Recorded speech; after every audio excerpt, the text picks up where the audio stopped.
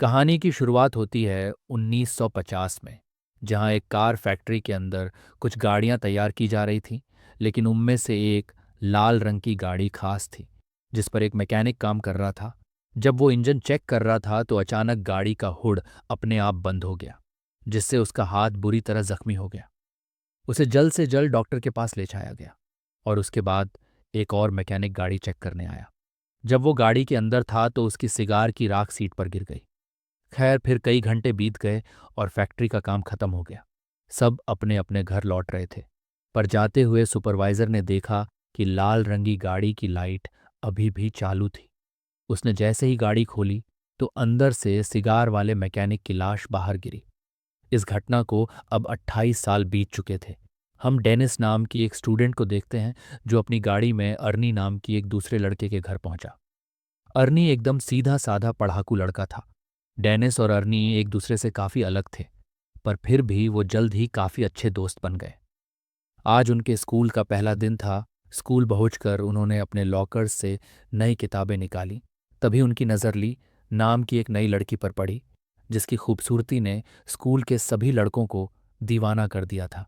बाद में जब डेनिस और अर्नी घर लौट रहे थे तो अर्नी को अचानक एक घर के बाहर एक गाड़ी दिखाई दी, तो उसने डेनिस को तुरंत रुकने को कहा।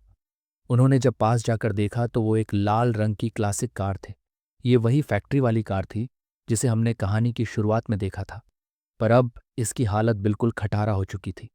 लेकिन अर्नी को इससे कोई फर्क नहीं पड़ा और वो उसी पल गाड़ी का दीवाना हो गया।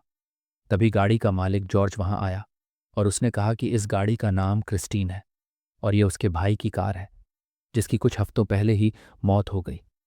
दरअसल जॉर्ज जल्द से जल्द इस गाड़ी से छुटकारा पाना चाहता था, इसलिए वो इसे सिर्फ $250 में बेचने को तैयार हो गया। टेनिस ने अर्नी को सलाह दी कि इतनी खटारा गाड़ी पे पैसे क्यों लगा रहा है, भाई कोई दूसरी ले लियो। मगर अर्नी ने बिना सोचे समझे उसी वक्त गाड़ी खरीद ली। फिर शाम को जब वो घर लौटा तो उसके महबाप ने उसे गाड़ी खरीदने के बारे में बताया, जिस पर उसकी माँ ने उसे बहुत डांटा। लेकिन अर्नी ने उनकी एक नहीं सुनी, क्योंकि उसने एक गाड़ी अपने जमा किए हुए पैसों से खरीदी थी। पर फिर भी उसकी माँ कहने लगी कि ये गाड़ी इस घर में तो नहीं रहेगी। तो अर्नी डेनिस के साथ गाड़ी को लेकर एक गराज में पहुंचा। वह गराज के मालिक विल से मिले, जो एक नंबर का खड़ूस बुद्धा था, पर फिर भी उसने अर्नी को यहाँ अपनी गाड़ी रखने की इजाज़त दे दी। रास्ते में डेनिस ने अर्नी से पूछा कि उसने क्रिस्टीन जैसी घटिया और खटारा गाड़ी क्यों खरीदी। इस पर अर्नी ने कहा कि उसने ये गाड़ी नहीं चुनी, इस गाड़ी ने उसे चुना है। अगले दिन डेनिस लंच के दौरान अर्नी का इंतजार कर रहा था।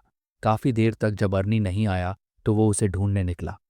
तब उसने देखा कि बड़ी नाम का एक बदमाश लड़का अर्नी को परेशान कर रहा था। डेनिस ने बीच में आने की कोशिश की तो बड़ी ने लंच जमीन पर फेंक दिया और अर्नी को उस पर गिरा दिया। इससे बेचारे अर्नी का चश्मा गिर गया, तो बड़ी ने उसे अपने पैरों तले कुचल कर तोड़ डाला। इसके बाद बड़ी अर्नी की हालत पर हंसने लगा, पर तभी डेनिस ने मौका देखकर बड़ी पर हमला बोल दिया। पर तभी बड़ी की गैंग ने डेनिस को घेर लिया। खैर, जल्द ही एक टीचर ने वहां आकर लड़ाई रखवाई। तब अर्नी ने उन्हें बताया कि बड़ी ने उसे चाकू से धमकाया है। तब टीचर ने उसे अपनी जेब खाली करने को कहा, तो उसकी जेब से वही चाकू निकला। आखिरकार टीचर ने बड़ी और उसके चेलों को ऑफिस में भेज दिया, जिसके बाद बड़ी को स्कूल से ही निकाल दिया गया। इसी तरह कई हफ्ते बीत गए और अर्नी दिन रात मेहनत करके गाड़ी ठीक करने में जुटा हुआ था। इसके बाद गराज के मालिक ने अर्नी को गराज में मदद करने की नौकरी पर ही रख लिया और बदले में अर्नी अपनी गाड़ी के लिए कुछ पुर्जे ही घटा कर सकता है।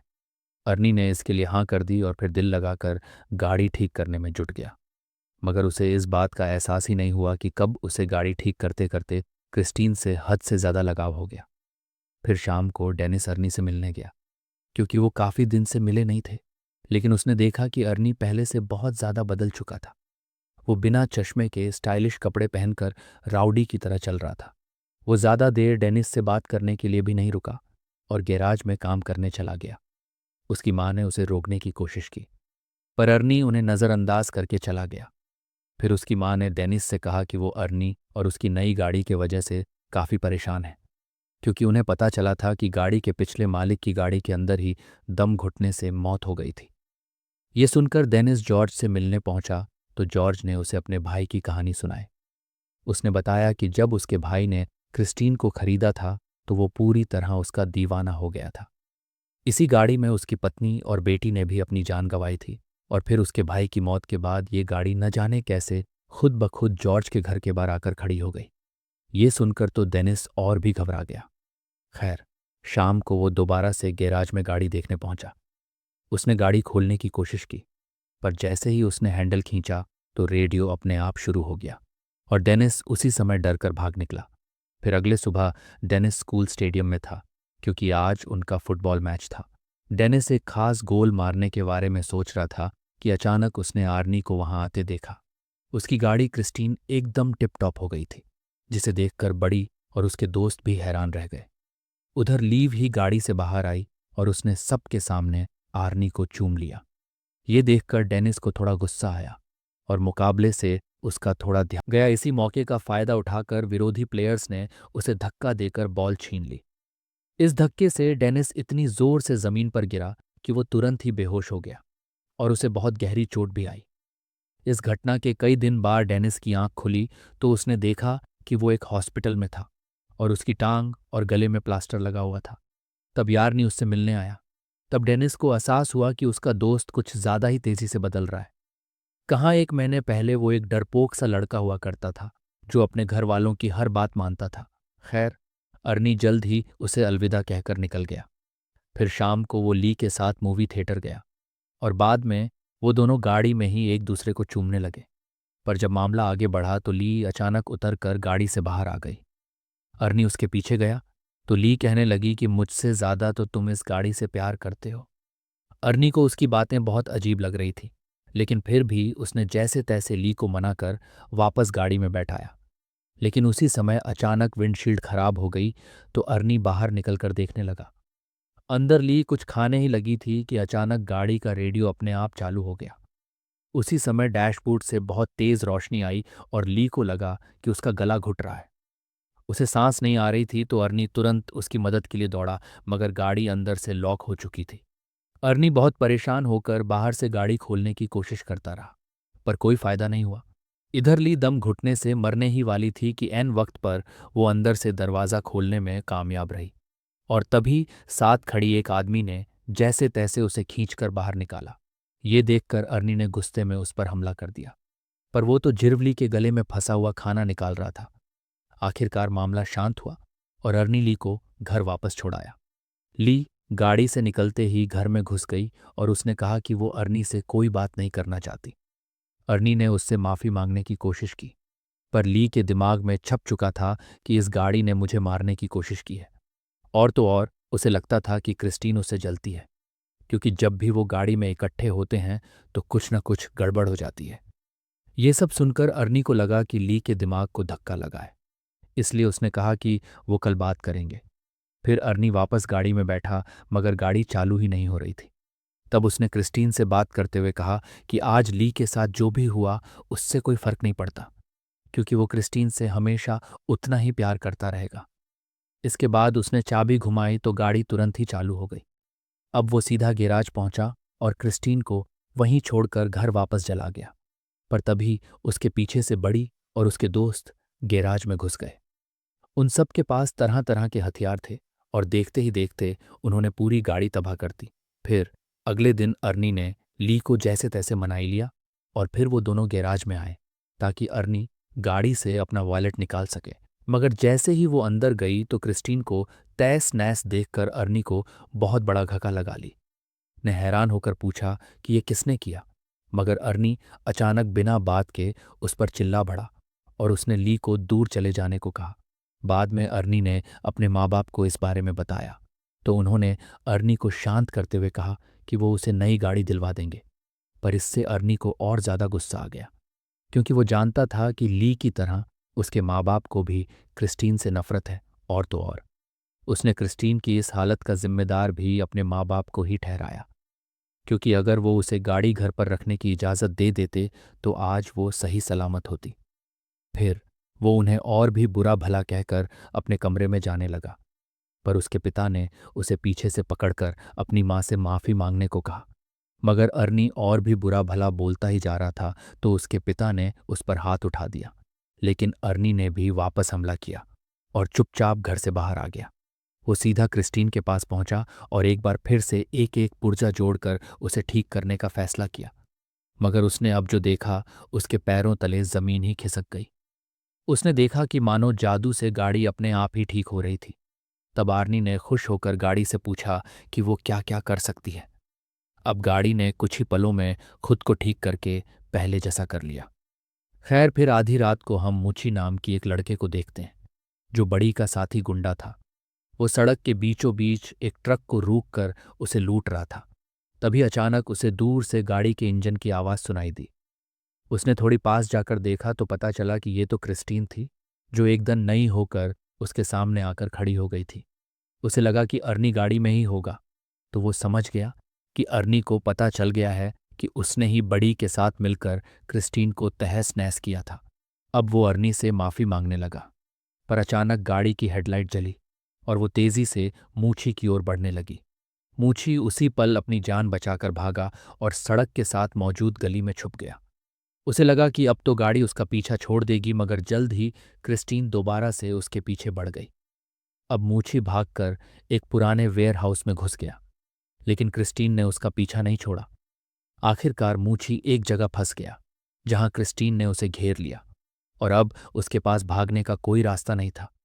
मूछी ने अपना चाकू निकालकर अर्नी को धमकी दी, पर क्रिस्टीन जबरदस्ती अंदर घुस गई और मूछी को बेरहमी से कुचल दिया। फिर अगली सुबह अर्नी डेनिस से मिलने गया और उसे मूछी की मौत के बारे में बताया। ये सुनकर डेनिस को बहुत हैरानी हुई। उसे ये भी समझ नहीं आ रहा था कि अगर क्रिस्टीन पूरी तरह तबाह हो गई थी तो वो अपने आप ठीक कैसे हो गई। मगर अर्नी ने कोई जवाब नहीं दिया और चुपचाप चला गया।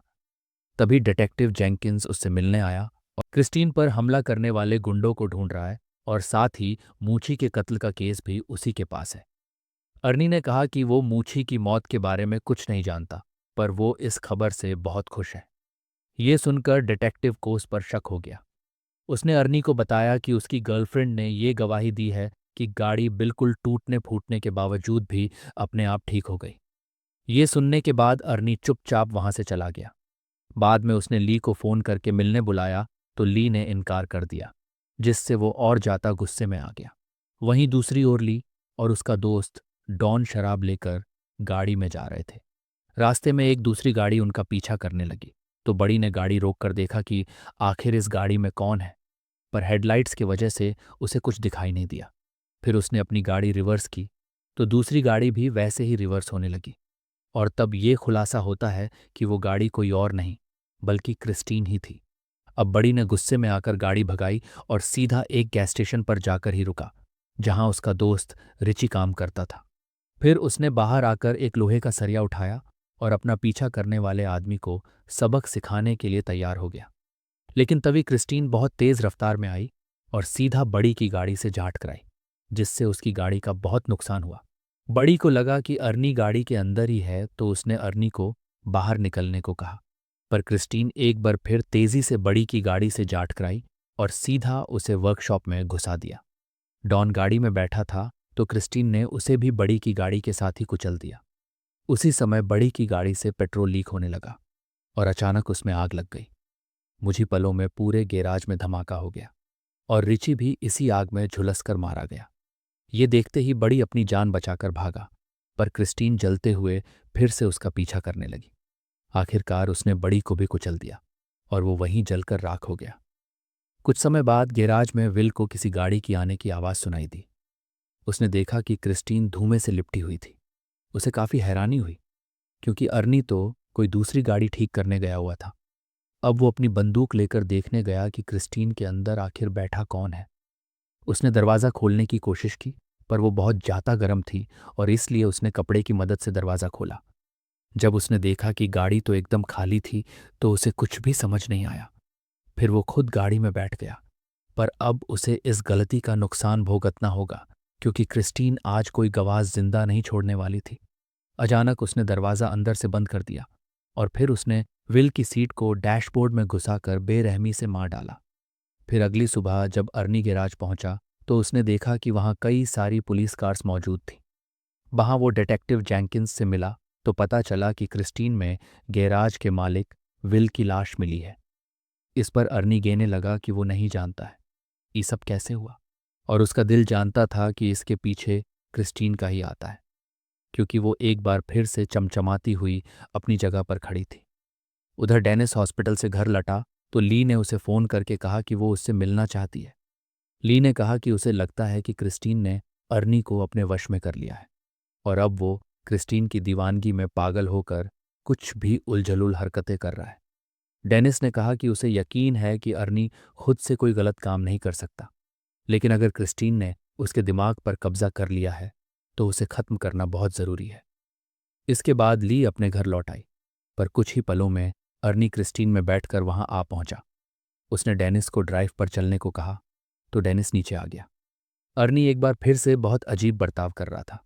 अचानक वो बहुत तेज रफ्तार में गाड़ी चलाने लगा और फिर उसने स्टीयरिंग व्हील भी छोड़ दिया।